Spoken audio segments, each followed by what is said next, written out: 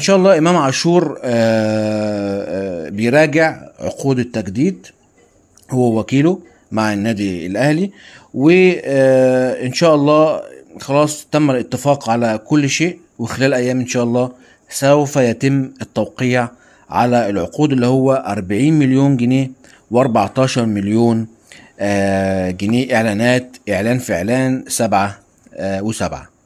ان شاء الله امام عاشور هيشارك امام المحله يوم 25 ويوم 30 مع بيراميدز، وكمان هيشارك مع بيراميدز ان شاء الله زي ما قلنا يوم 30، ولكن يوم السبت امام فاركو مش هيتم مشاركه امام عاشور عشان طبعا الاصابه اللي موجوده لسه في كتفه. امام عاشور لديه الدوافع الكبيره جدا للعب يوم 25 ويوم 30 للانضمام الى المنتخب.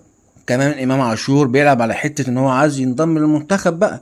امام عاشور جعان كوره، عايز يلعب مع منتخب، عايز يظهر، خصوصا بعد تصفيه الامور ما بينه وما بين حسام حسن.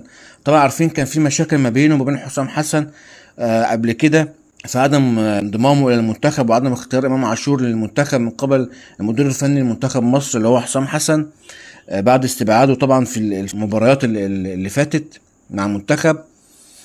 فهو امام عاشور عايز ان هو يشارك مع المنتخب استعدادا لتصفيات كأس العالم وكأس افريقيا، وان شاء الله امام عاشور هيكون اضافة قوية جدا للمنتخب وهيفيدنا كتير جدا فنيا في الملعب.